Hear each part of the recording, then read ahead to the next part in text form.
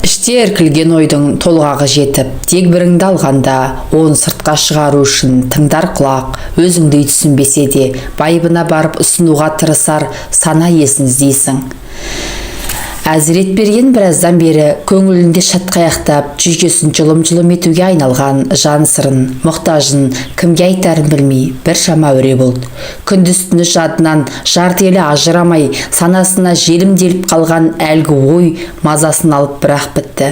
Ол неде болса, әр нәрседен хабар мол, қақсоқпен ісі жоқ, көзін ашқалы аралас-қыралас келе жатқан әрі қатары, әрі ағайыны, көршісі Қозыбақты әңгімеге тартуға тақталды. Оның Қозыбақтан да басқа ақылдасар тұтасы жоқ емес, бұл жайында олар әлі-ақ естиді де, бірақ ойындағысын жөн-жосығымен абыройға нұқсан келтірмейтіндей етіп талқылауды осы құрдасынан бастауды дұрыс көрген. Әзіретберген кешісі жайылымнан келген уақ малды жайғап жүрген немерелеріне бас көз болғандағысы да Қозыбақтікіне кетті.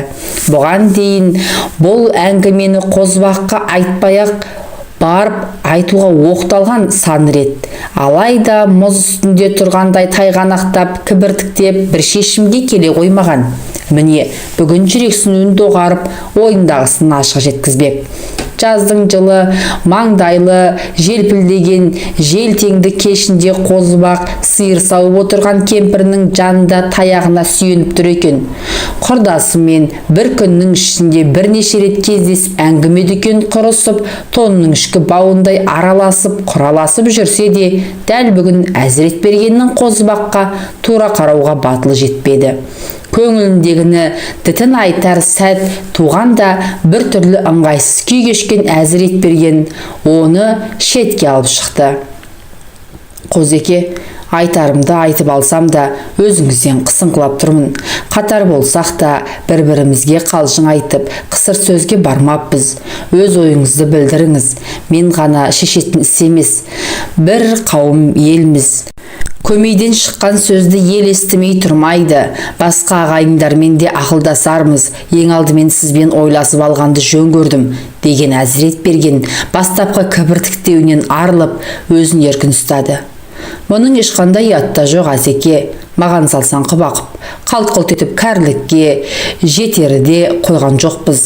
Естіген жұрт естір, өз басында болмаған соң күлер, әжуалар, түйсігі барлары түсінер, деп Қозыбақ шақшасынан алақанынан насыбайын төкті де қалтасынан мақта алып, оған насыбай түкір түйіршіктерін орап еріне қыстырды. Айтпақшы, балалар не дейді? Оларға бұл жайында айттың ба? Жоқ, өзім қалай айтпақпын. Үлкен ұлым Темірбек түсінер, ал қалғандар келсе қоймас. Оларға бұл қадамның желіліктің ісі емес, мәжбүрліктен туындап отырған тіршіліктің әрекеті екенін менен гөрі сіз түсіндірсеңіз дұрысырақ болар еді, деді бұл. Жарайды, бұл жағын реттерміз. Ал енді көз тігіп сөз салмаққа ыңғайланып жүрген ұзын етектен біреу-міреуің бар ма? Мәселенің ең бастысы осы ғой, деп Қозыбақ жүзіне күлкі үйре Әзіретбергенге қарады. Әзірге ауыл аймаққа жөні келіп тұрған ешкім жоқ. Мына көрші ауылдағы Нұрғабылдың қарындасына емеурін білдірсек қайтеді. Өзінің пұшпағы қанамай ерден шығып, ағасының үйіне отырғанына да біраз жыл болыпты. Жасы елден асып қалған деп естідім, деді Қозыбақ. Күлшараны айтып отырсын ғой. Иә, соның жөні келіңкірейді. Маған жасынан гөрі егделеу тартқан дұрыс. 60-тың жетеуіне келген маған жасы еш құшып, жігітшілік жасау не теңім? Әйтеуір бел бүгіліп, жүріп тұру қиындағанда, құманымның суын жылытып, төсегімді қалыңдата салып, күтіміме жараса болғанында, талайлар мен секілді кәрілік деген үңгірдің аузында тұрғанда, кемпірі қайтыс болған шалдардың өзіне сергіздеуін желіккендік, алжығандық деп күнәлап жатады. Ал ар жағында басқа сыр жатқанымен жұмысы жоқ. Қозыбақ оның сөзін басын изей қоштады да. Я, жас кезімізде қариялардың құдай жанымды кемпірімнен бұрын ал, келінге етегімді аштыра көрме деп тілейтіндерін жиі еститінбіз. Енді мұны өзіміз айтатын болдық. Келін мен баланың күтімі кемпірдікіндей қайдан болсын, деді де. Сіздің егдесінен гөрі жастауына ұсынғаныңыз дұрыс. Жасамысы ертең өзіңізбен бірдей ыңқылдап-сыңқылдап жүрсе қайтпексіз? Әзірге қыз таңдауды қоя тұрып, балалардың келісімін алайық, сосын ел іші ғой, бір теңіміз табылар, деп Әзіретберген кетуге ыңғайлана берді.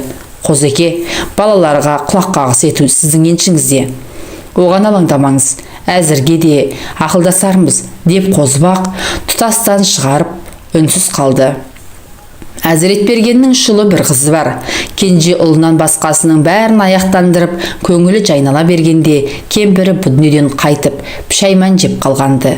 70-ке тақап қалғанда, серігінен айырылған ақсақалдың кемпірінің қара жердің қойнына бергеніне 1,5 жыл жуықтаған. Кемпірін жерлеген күннен бастап, Әзіретберген жалғызсырап, 50 жыл отасқан серігінің орны ойысып үңірейіп қалғанын бірақ сезген. Кемпір қыжымкүл, өзімен түйдей жасты болатын. Байғыз сөзге сараң, томаға түйіқ жан еді. Күйеуінің қасқабағына қарап, келін жұмсап отырса да, шалының кірқоңын өз жуып, басқа күтіміне де барынша көңіл бөлейтін. Аялы да, үйреншікті алақанның жылуын аңсаған Әзіретберген қыжымкүлдей болмаса да, оның орнын жоқтатпауға тырысатын әйел затының қажетін түсінді. Қозыбаққа бүгін сыр етіп айтқан әңгімесінің төркіні осыған байланысты еді. Әзіретбергеннің үлкен ұлы бұл күнде 4 баланың әкесі атанған Темірбек шаруасын күйттеп, өз шаңырағымен Барқындыға жеке отырған. Темірбек үйіне қарай келе жатқан салт аттының кім екенін ажырата алмай тұрды да, жақындай түскенде барып, жолаушыны астындағы жирен қасқа атынан тани кетті. Қозыбақты бұл үйдің иттері атымен талап, жеп қоярдай шабаланып өре бастады. Темірбек төбеттерін тыйып тастап, қариямен амандасты да, әзілдің жарасы атаңмен ойна демекші, үлкенмен де, кішімен де әзілдесіп, өзімен, сөзімен де түйреп алатын бұл қалжың сөзге келгенде таптырмайтын әдетіне салып, ит біткенде шуылдатып жүрген бұл қай бала десем, сіз екенсіз ғой, деп күле тіл қатты. Іле Қозыбақтың қолынан шылбырын алып, анадай жердегі қадаға атты қаңтара байлап, ер-тоқым тартпасын босатып қойды. Жайшылықта әзілге жоқ Қозыбақ Темірбектің қалжыңына сөзіне орай: «Немене, үйіңе келе жатқан жанды бездіртіп жіберу үшін ит айтақтайтын болғансың ба?» деп әзілдей түсті. Ит иттігін жасамай ма? Жаратушы пәрменімен итке таңылған міндетті өзгертуге иесінің шамасы қайдан келсін? Ит үреді, иесі айтақтайды. Ойдағырда екеуінің де міндеті жетіскен екен. Жетіспей тұрған бірақ нәрсе бар. Ол әупірімдеп үргенімен бітірген ештеңесі жоқ иттің балтырынан алып аузын батырмағаны. Итіңнің мен талап тастамағанда көңілің толмай тұрғанына саумысың? Ой, көке, әзілдеген түрім ғой, деген Темірбек жауаптасудан тыйылып, Қозыбақты дөңестеу жерге тігілген киіз үйге бастады. Темірбектің үйіндегі келін Бәтима шай әкелгенше қарапайым тоңазытқыш дымқыл шұңқырға салқынған сақтап тұру үшін қойылған местегі көженің суынан шөлін басқан Қозыбақ аяғын созып жамбастай жатты да, жас өскін балалардың сыртта жүргенін пайдаланып Темірбекке жолаушылап келуінің мәнісін айта бастады. Қозыбақтың жайғаны әлдебір тірліктермен өтіп бара жатып шөлін басу үшін соқпағанын, өзіне қатысты бір жайды барын сезген Темірбек енді үн қата берген қариядан рұқсатын сұрай, сөзін бөліп, қазан ошақтың басында жүрген әйеліне дауысын көтере: «Әй Бәтима, қазанға ет сал, итпен қусақта құтыла алмайтын қонақтың үйде отырғанмен ісің бар ма өзіңнің?» деп әзілкештігіне басып күле сөйледі. Тыстан әйелдің мақұлдаған жауап естілді. Қозыбақ: «Әй Темірбек-ай, осы өзің кімге тартқансың? Әкең мен шешеңді жақсы білеміз. Не де болса сол нағашы жұртыңда қу түлкідей қутыңдаған біреу бар-ау?» деп кеңкілдей күлді. «Қазан көтеріп ет асырам деп әуре болмаңдар. Келген бойда бір қойдың басын мүжіп кетесіз десең бір басқа. Сенің сүр болып қалған кәрі қойының етінен кемпірімнің сылдыр су сорпасы артық. Етіңді асып өзің жей бер, маған шай-пәйіңді берсең сол да жетеді». «Көке, сізге бір қойдың басын мүжіте алмасам, айдалада несінен қаңғып жүрмін? Үй маңында пышаққа ілінер қой жоқ. Кешкісін мал өрістен келген бетте ең таңдаулысын сойып, сыбағаңызды әп-сәтте алдыңызға тартамын. Әйтпесе қазір біреуін өңгеріп келе қояйын», деп Темірбек орнынан көтеріле беріп еді, Қозыбақ оны тізесінен басып қайта отырғызды. Шырағым, біздікі сөздің сірәсі ғой. Мына тұрған ауылдан осы жерге дейін 15 шақырым-ақ. Сол қашықтықтың өзін басып өтем деп денем ауырсынып отыр. Шайыңды ішіп, келгеніңізбен ауылға қайтамын, дейді Қозыбақ. Сыбағамызды арнайы келіп, жерім немесе кісі жіберіп шақырарсың. Бүгін менің саған айтпақ шаруам бар. Келінді шақыр, ол да тыңдасын. Көке, әйтеуір тыныштық па? Деп Темірбек тосын хабар күткендей жаңағы көзіндегі ойнақылық ізім қайым жоғалып Қозыбаққа тіке қарады. Естіртіден біреу-міреу қайтқан болса, 3-4 ауыл ақсақалы, қатын-қала жиналып келіп естіртуші еді ғой. Бірақ Қозыбақтың шән тиіп жатысына қарағанда жаман атты ештеңе байқала қоймайды. Бәлкім Бәтиманың ет жақындарының бірі. Әлде әкесіне жамандықты естірту үшін көлік таппай, барлығы араларынан Қозыбақты жіберді мекен дегендей сұрақ қаумалаған Темірбек. «Әй, Бәтима, мұнда кел», деді. Темірбектің үрейленуінің әлдебір тосын хабардың алдын ала белгі берместен жай түскендей бірден көрсете қалатынына өткен жылы шешесі қайтқанда көз жеткен. Апасының бұл дүниеден қайтқанын естіртуге бір машинамен топтала шыққан ауыл адамдарынан бұрын екі аяқты мотоциклмен өз тірліктерімен өтіп бара жатқан екі бозбала Темірбектен сүйінші сұрағандай амандасар амандаспастан: «Апаңыз қайсыз болды ғой, әлі естімедіңіз бе?» деп маңдайынан шоқпармен ұрғандай қойып қалғаны бар. Бүгінгі Темірбектің жайсыз жаңалық болып жүрмесе жарар еді деп қауіптеніп отырғаны сол бір қайғылы жайтты тосыннан естігендіктен туындаған еді. Қозыбақтың аузынан шығар сөзде осы беттес болмаса не қылсын дегендей күдік туындаған. Темірбектің бірден өңі бұзылып, күңірентіп, өзінің аузын бағып отырғанын байқаған Қозыбақ асықпай малдас құрып отырды да: «Екеуіңнің де рең бастарың сұрланып кетті ғой. Ешқандай да жаманатты хабар айтпақ емеспін. Жай ғана өздерімен ақылдасар мәселе болып тұр», деп жөткірініп алған Қозыбақтың іш пысырарлық бір әңгімесі Темірбектің қытығына тигендей. Бәтиманды әңгімеге араласуға шақырғанына қарағанда маңызы іс екеніне шүбәсіз қалмаған Темірбек үн қата қойған жоқ. Келгендегі айтпағы әкелерімен екеуара өткен сұхбат мазмұнын асықпай мәнермен әңгімелеп шыққан Қозыбақ енді Темірбек пен Бәтиманың пікірін білмекке сұраулы пішінмен оларға көз тастады. Суық хабар естуден құтылған Темірбек арқа-басы кеңіп, кәдуілгі ойнақ кейпінде түсе қалды. Көкей, әйтеуір тыныштық екен ғой. Ауылдан кім келсе де нендей жасы жаңалық айтар деп үрейленумен отыратын болдық. Не бәле шықса да сол ауылдан келген адамнан шығады. «Әй, Бәтима, бар қазанға ет сал», деп жөткірінді де Қозыбақтың қарсылығына қарамастан қонағын дәм ауыз тигізбей қайтармайтынын білдірді. Қозыбақ өзі айта келген ұсынысқа Темірбектің түсіністікпен қарайтын сыңайын танып, іші жылып қалғандықтан үй иелерінің қазан көтеруіне қарсылық етпеді. Ол ауылға асығып барғанда не бітіремін, одан да мұнымен ақылдасып, алдағыстың орайын ойластырып алған жөн деп ойлады. Сонымен еттің пісуіне күтуге тура келді. Ал жаңа ғана қой соямын деп қомпаңдап едің ғой, енді сой деп Қозыбақ жайғасып жатып алды. Жоқ, енді қой соймаймын, бұйырғанын ішіп жейсіз. Малдың басын қашан тәтеме? Әкесін тәте дейді. 18-ге толып, бұрымы жер иіскеген аруды әкеп бергенде мүжейсіз, деп Темірбек Қозыбақтың қалжыңдай айтқанына орай орнынан қозғала қоймады. Қозыбақтың негізгі міндеті ет жеу емес, Әзірбергеннің төсек жаңғыруына ұлының пікірін білу болғандықтан Темірбекке: «Сонымен әкеңнің төсек жаңғыртуына қалай қарайсың?» деді.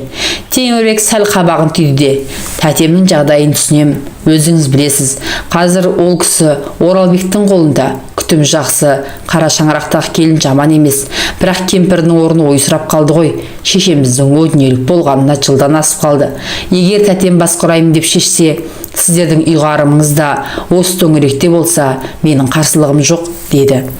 «Сені сөз түсінеді ғой деп келдім. Інілерің мен қарындастарыңа мені салмай-ақ қалғанын өзің келістір. Бала шағаға сөзімді өткізе алмай, меселім айтып қалар. Мына Қозыбақ қартайғанда жеңгетайлық жасап құтырайын деген екен деген әжуаға ұшырап жүремін бе? Жарайды, оларға өзім түсіремін. Сонда тәтемнің қалауы кімге түсіп тұр?»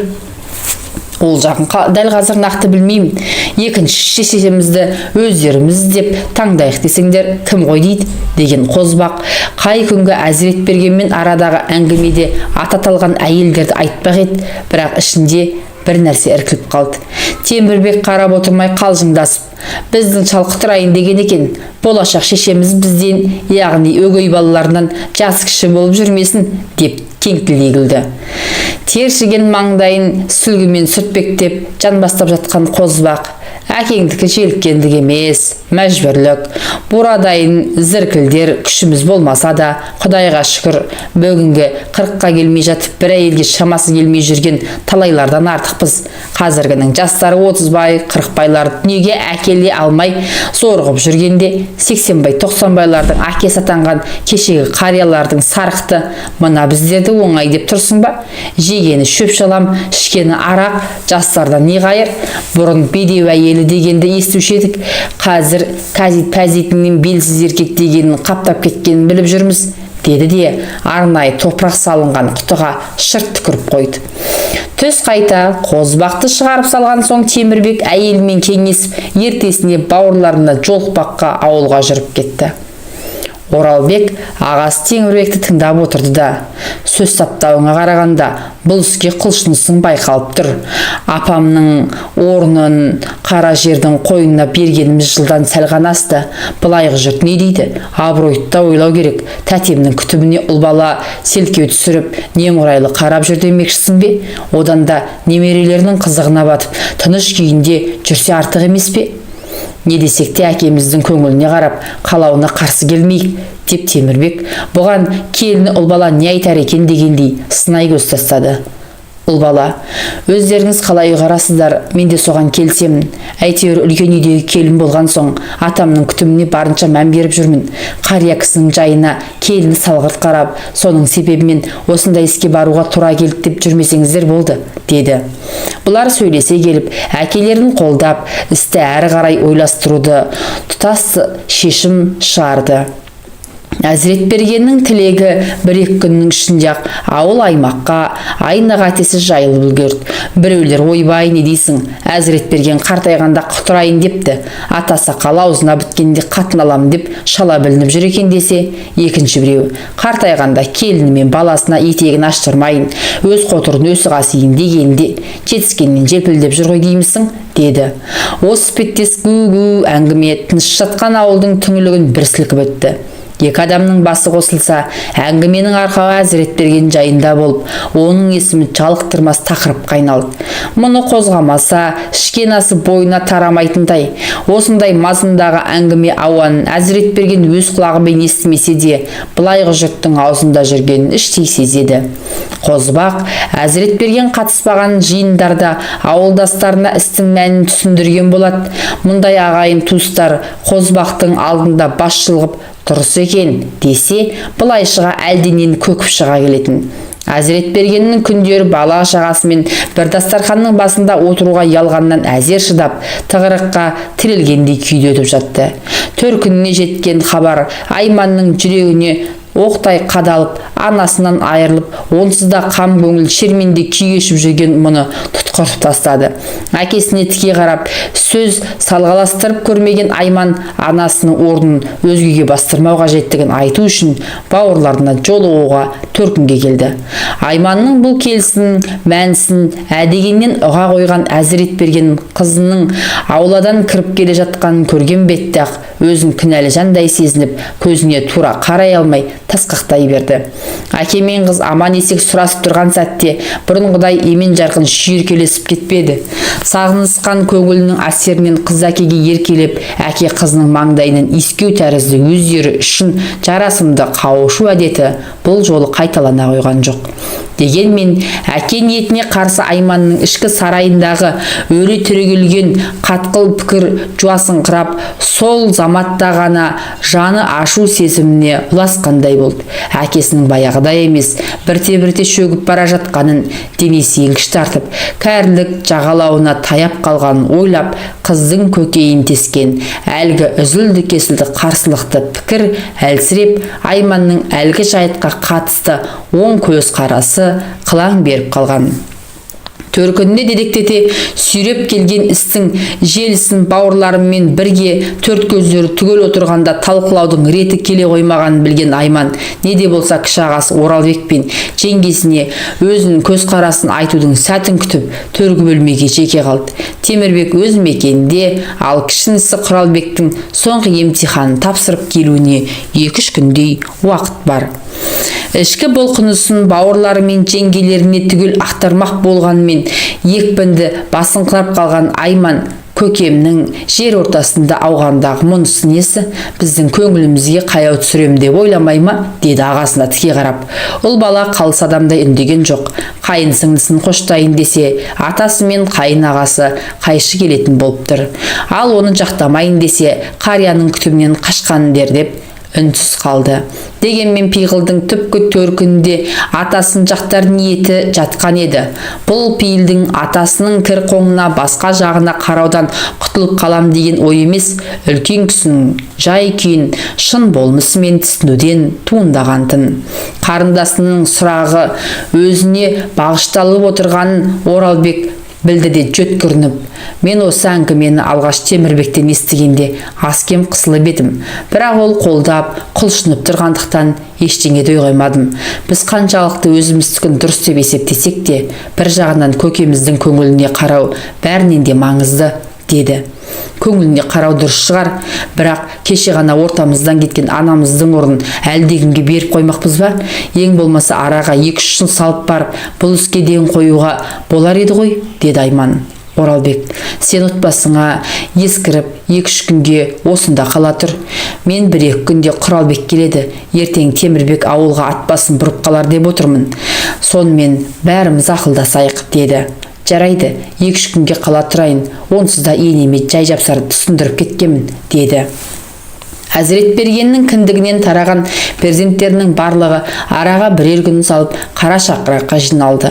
Ауыл аймаққа жайылған әңгімеден хабарсыз Құралбек те сомдың емтиханын тапсырып келе қалған. Бұл жиналыстың мәнісін ұққан Әзіретберген де сыр білдірер емес. Ортаға киліккен кедергінің туындау салдарынан перзенттерінен шеттеп, олармен ара қатынасының алшақтап бара жатқанына өзін кінәлі санап, содан еңсесі түскен Әзіретберген не де болса бетін ашып алар сәт тәуекелді күтті. Бірақ қалай дегенде де балалардың алдына барып талқыға түскісі жоқ. Кешкі ас үстінде Құралбектен басқасының бәрі баяғыдай емен жарқын еркін отыра алмады. Тек ештеңеден хабар жоқ кенже ұл әкесіне еркелегенсіп оқуының 1 жылы қалай өткендігін не көріп не қойғанын сөз өтумен болды. Әкесінің қасында төрде отырған Темірбек бауырлармен алдын ала болған келісім бойынша бүгінгі жиналыстың мәнісін айтпаққа оқтала бергенде, кенет көкесінің көзінше бірдеңедегі батылы жетпей, тілі күрмеліп жағаша алмады. Бір жағынан оған көкесінің ісін талқылаға салу сол сәтте әбестік болып көрінді. Сондықтан бауырларымен болған талқылаудың қорытындысын әкесіне оңашада айтпақ болып, ләм-лим дей қоймады. Ашылып болған соң Әзіретберген бата қайырып, әруақтарға және бұл дүниеден қайтқан кемпіріне бағыштап аят оқыды да, мен қозбақтықне барып әңгіме дүкен құрып келейін деп шығып кетті. Мұнысы балаларына кедергі жасамай, еркін сөйлесулеріне жағдай жасағандық еді. Әзіретберген кеткеннен кейін үй ішіндегілер қызу әңгімеге кірісіп кетті. Жанын нәзік Айман, мен бұл үйден кеткен адаммын. Сонда да өзімді, шыққан жерімді бөліп қарай алмаймын.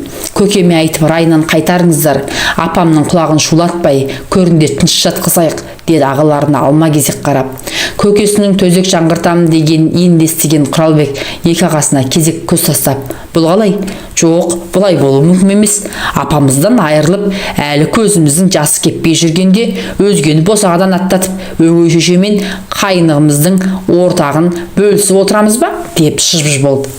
Сендер қызбалыққа салмаңдар. Мына Оралбекте басында қиқаңдап, бірақ кейіннен райынан қайтты. Ал сен екеуің ат үсті бір жақты ғана ойлап отырсыңдар. Мен көкеме жетіскеннен келісім берген жоқпын. Я, апамның орнын ешкім толтыра алмайды. қазаның қайғысы төс табанындай. Мен айналып өтті деймісің осы қайғыны? Сендердің қарсылықтарың жөнсіз, тірі адам тіршілігін қамдар болса керек.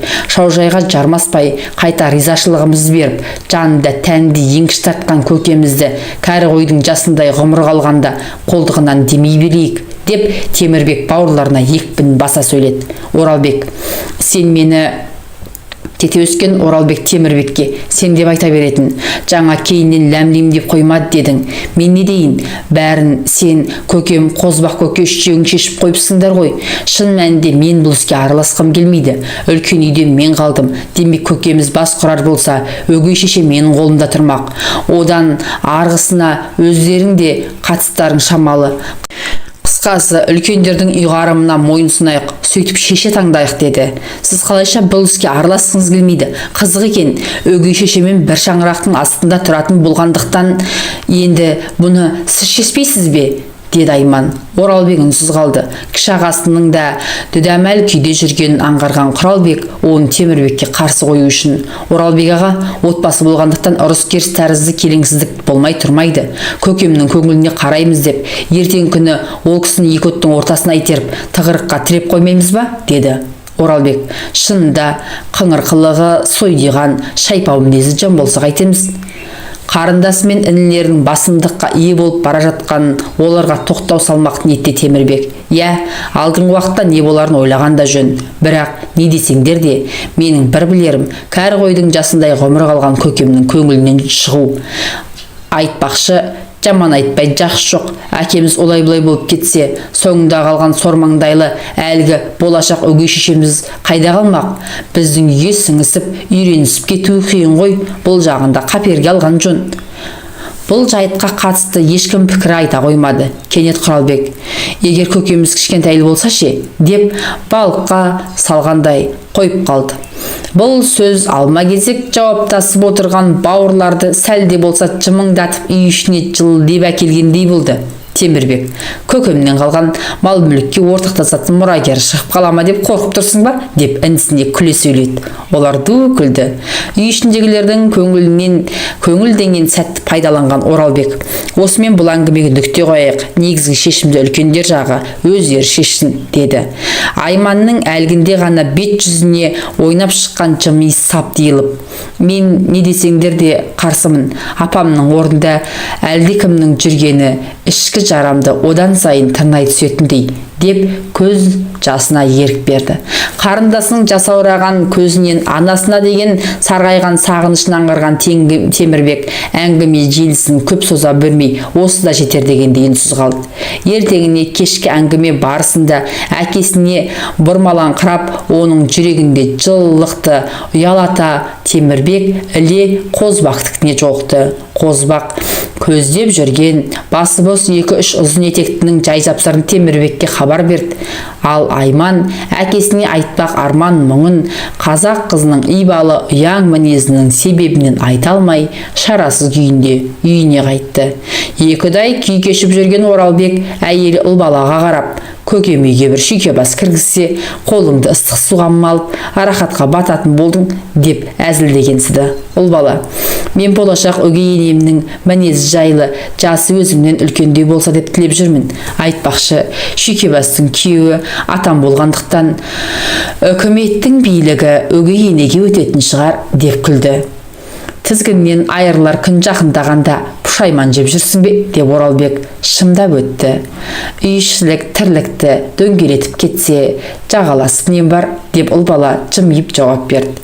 Темірбек әкесіне серік таңдауды үлкендердің еншісіне қалдырды.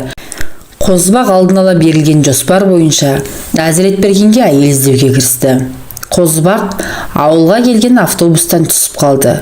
Жіпсіген маңдайын қалта орамалмен сүртіп, тақиясын оңдап киіпте аз кем тұрып, осы ауылдағы құдасы, үлкен ұлының қайнатасы Кентайдың үйіне қарай аяңдады.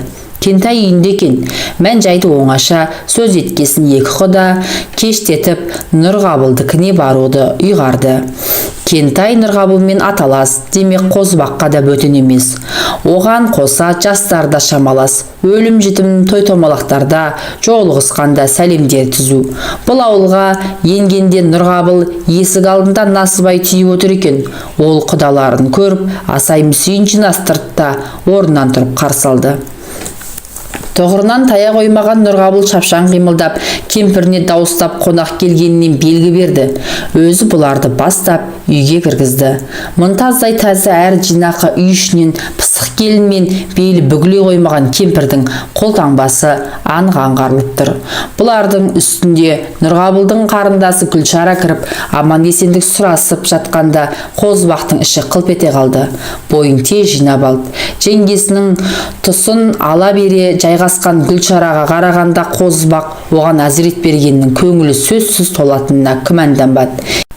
Елді еңсерсе де бетінен әрі таймағаны, жазық маңдайы, дөңгелек жүзі, толықша келген демесі Қозыбақты тамсантып тастады. Арсыз көңіл біразға дейін шарықтап шала бүлінгендей, өзінің әптер-тәптер көңіл күйін сездіріп алмау үшін Қозыбақ әңгімеге тиіп қаша араласып отырды. Көңіл шіркінге не дауа бар?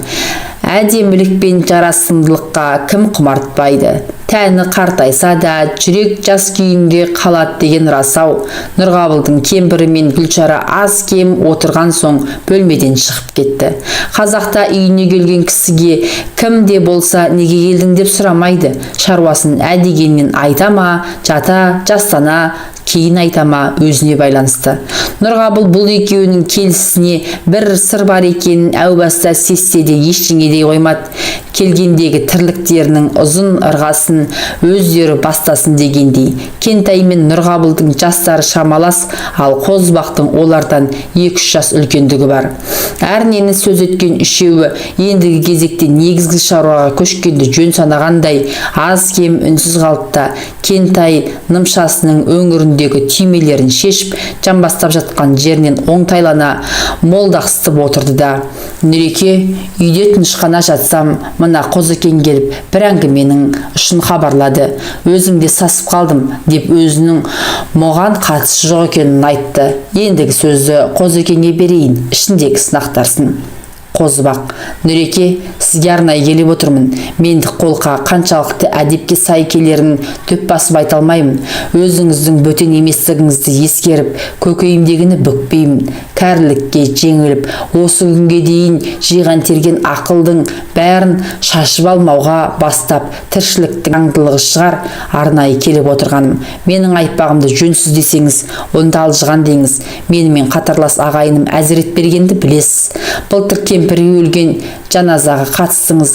Сол әзірет бергеннің әлі де тұғырдан тайған жоқпын. Бас құрасам деген пиғылы бар.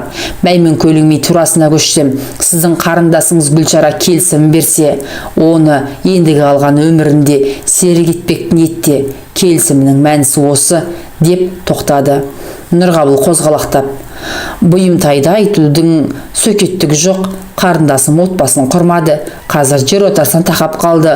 Бұған дейін сөз салғандар да аз болған жоқ. Енді сіздерге оңды жауап бере қояр мен емеспін. Мені несін ортаға қыстырдыңыздар? Жас емес, өз шешеді ғой, деді Нұрғабыл жанарын Қозыбаққа қадап. Тұрысы жеңгесі арқылы сөйлесіңдер, өздерің келісіңдер. Шынында да Нұрғабыл не дей қойсын? Тақа бір құтыла алмай жүргенде қарындасына тұрмысқа шық демек пе? Үнсіз орындады. Әркім өз ойымен әуре.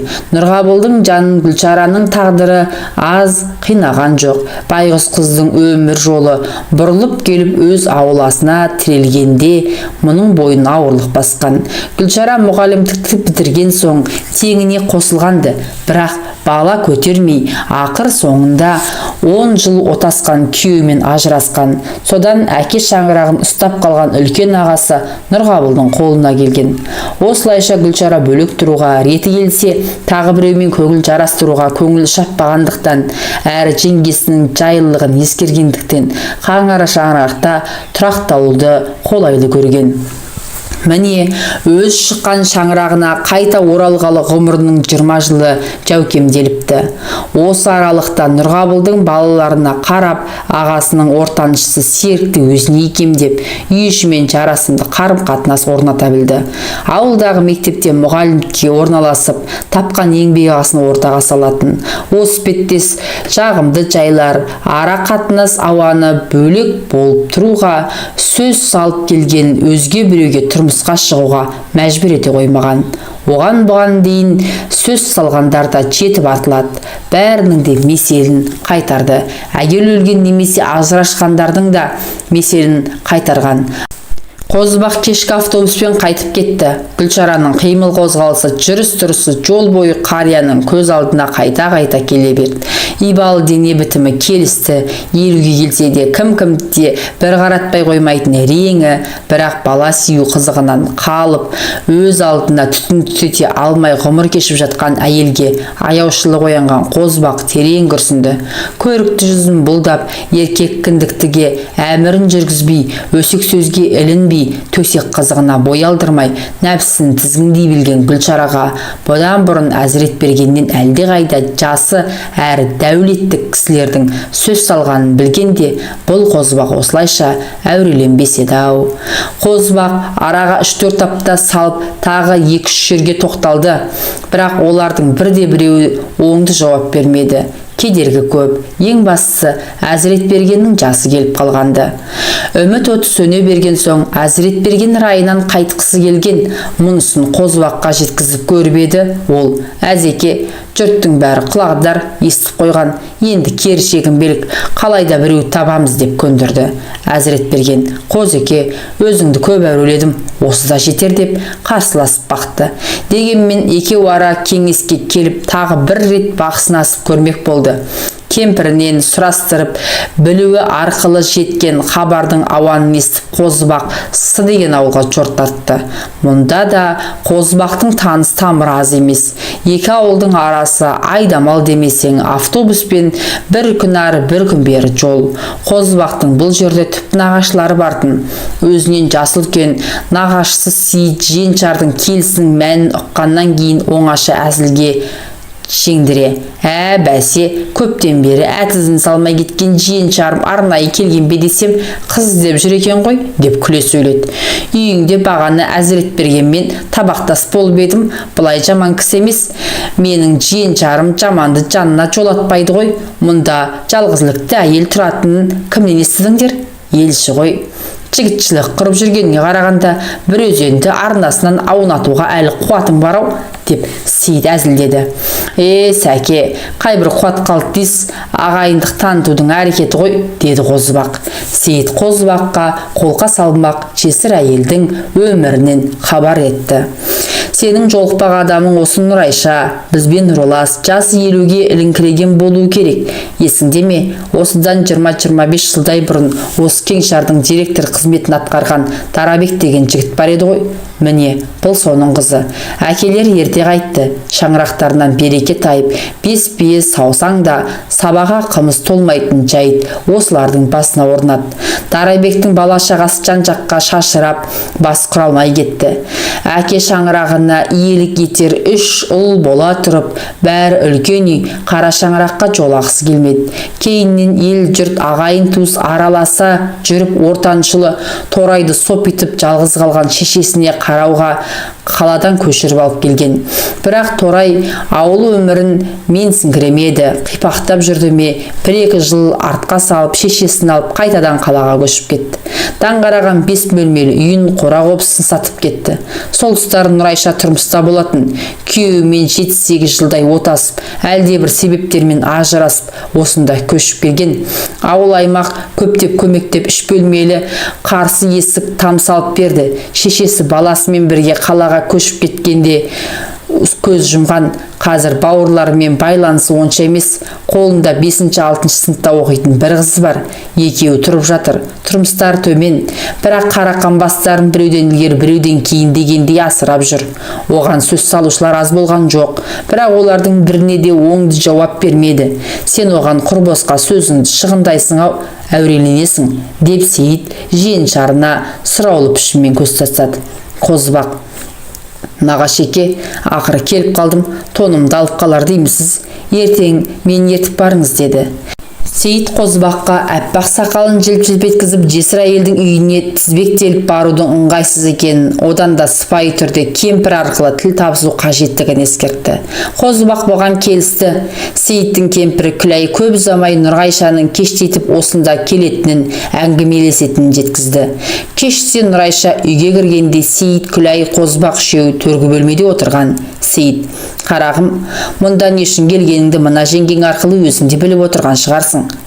«Иә, білемін. Мына отырған жиен ағаң.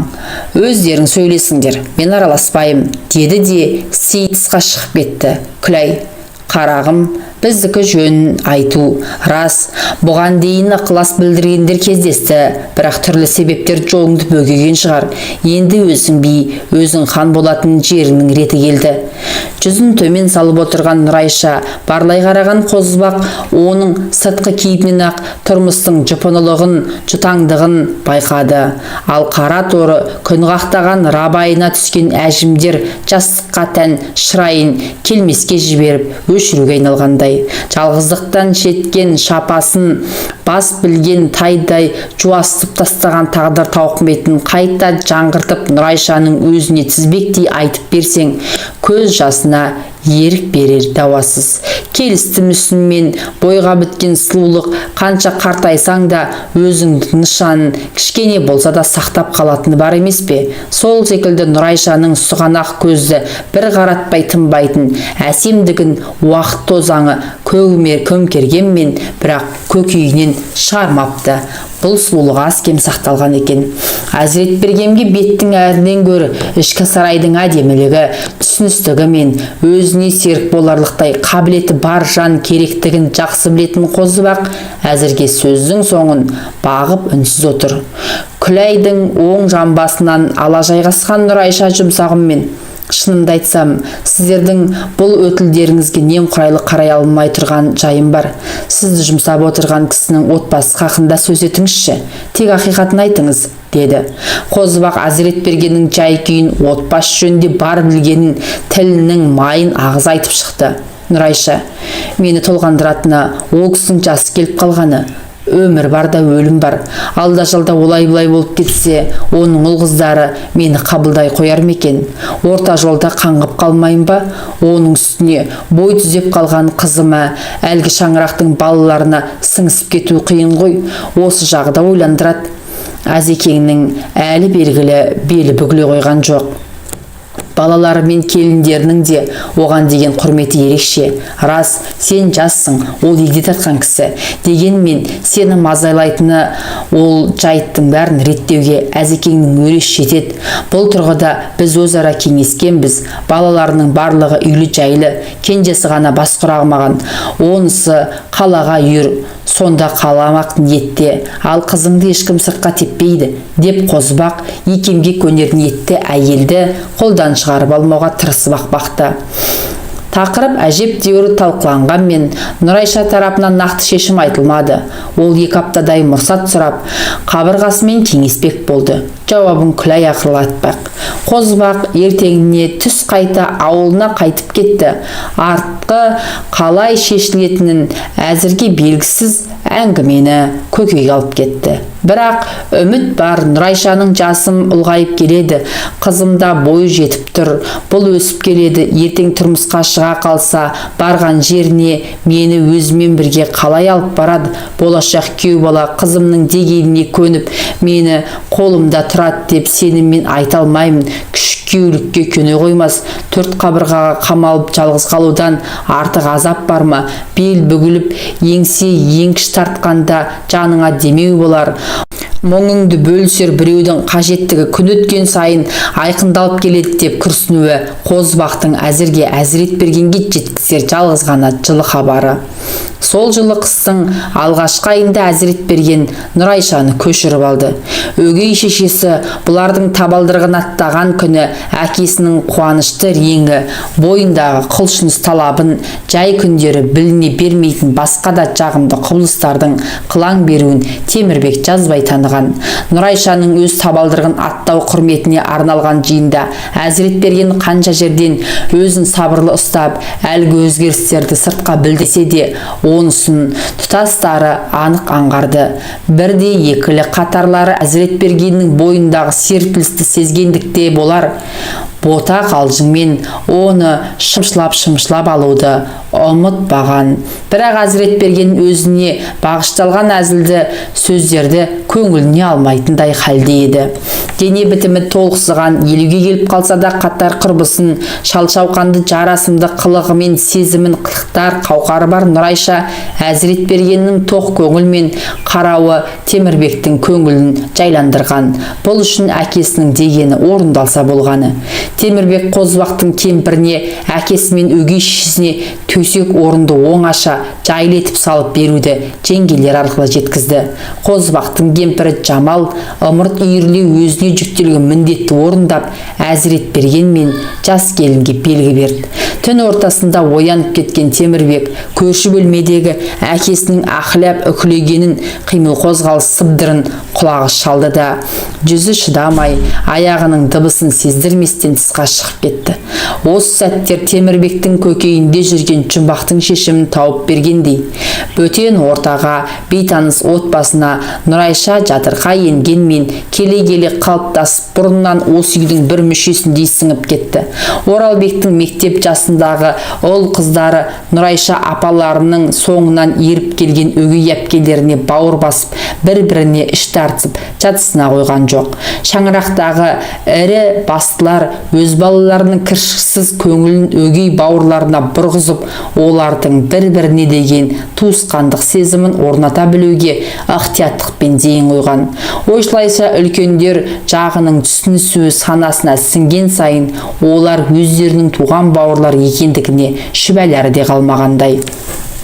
Ауылдастар арасында Нұрайшаға жаны ашығандар ертең Әзіретберген олай-бұлай болып бақилыққа сапар шеге қалса, ол байлыш қайда бармақ, бұл үйде кім бар деп жүрмек деп бір-біріне күбірлесе, Әзіретберген әлтің күші қайтқан жоқ. Қарияның ширек ғасыр ғұмыр кешпесіне кім кепіл? Бұл дүниеден қайтқанына дейін жан нәсіп, бәлкім перзент көріп те қалуы мүмкін. Кешегі қаранардай қариялардың соңғы тұяқтарының бір емес пе? Бір қатынға әзір ие болып жүрген қазіргі жастардан қарағанда мұндай шалдардың бел қуаты күшті, әлі көресіңдер деп ой түйгендей де адамдар болды. Темірбек те соңғы пікірде. Әкелеріне түпкі ойларын жеткізе алмаған Әзіретбергеннің басқа балалары болған іске мойынсынғандай. Кейіннен бәрінің де еттері үйреніп кетті. Тіпті Айжан жиі-жиі келіп өгей шешесімен сыр шертісіп қайтатын болды. Нұрайша жүкті болып бүкіл ауыл дүрлікті. Кімнен екен деп күдікпен қарағандарда жетіп артылды. Кімнен болушы еді? Әзекең қай жігіттен кемеді деп жауап қатқандар да табылды. Алғашында аңғайсызданып, белін шарт буып жүрген Нұрайша нәрестенің іште еркін өсуі үшін бел буын доғарған. Ол алғашқыда келіні ұл бала мен қолдағы бала Оралбектен қатты қысылды. Олар түсінер деп өзін алдаусыратқанда, уақыт келіп Құралбектен аумай қалған нәрестіне дүние есігін ашты. Әзекеңнің отбасы бір шабылып шілдехана өткерді. Егер Әзекең олай-бұлай болып кетсе, Нұрайшаның күні нешік деп жиі-жиі ойлайтын Қозыбақ, Темірбек секілді жанашырларға бұл қуаныш ерекше әсер етті. Ортада дәнекер бар. Бұл дәнекер бөтен емес, шешесі бөлек болса да, осы үйден өсіп өнген перзенттерінің бауыры. Ортада дәнекер болғаны іштей Құдайдан мың мәрте тілейтін Нұрайша үшін де бұл шексіз көлгөсір қуаныш. Жаратқан пендесіне зарықтыра ақыры жарылқап бере салған бақыт еді. Өзі дүниеден оза кетсе, бас құрасқан қосағының кейінгі тағдыры қалай болатынына бас қатырып жүрген Әзіретберген Нұрайшаның құрсақ көтергенін білгенде жүрегі елжіреп кетті. Қуанышы қойнына сыймады. Содан бастап оның бар арман ниеті нәрестенің аман сау дүниеге келу еді.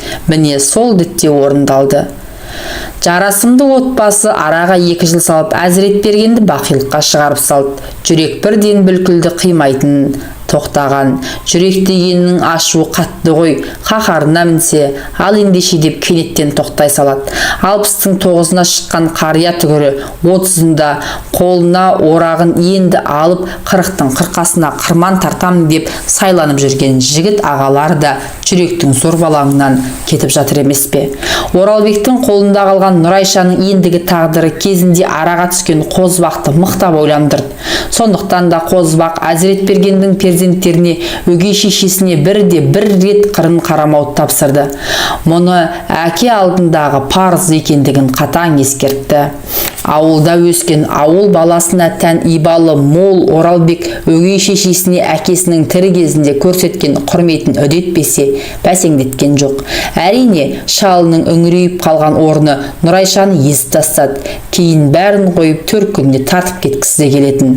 Бірақ Оралбектің рұқсат бермейтінін, Темірбектің жолын көрсететінін жақсы білетін Нұрайша Әзіретбергеннің орнында күн өткізе берді.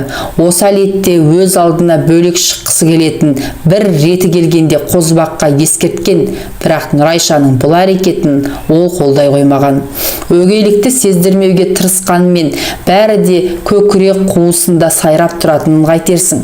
Шешесі бөлек, әкесі бір кішкентай нәресте ғана арадағы қалт-құлт еткен көпірді тіреп, жасанды сыйластықтың шынайы қарым-қатынасқа ұшырасып тұрғанындай. Ең бастысы, бетін мұз көмкеріп, құмыға ағып жатқан өзен тіршілікке сәулесін төгіп, үміт сыйлағандай. Сол жылы Темірбек өгей шешесінен туған бауырымен қатар өссін деп өзінің 3 жасар кенже ұлын Нұрайшаның бауырына салып берді.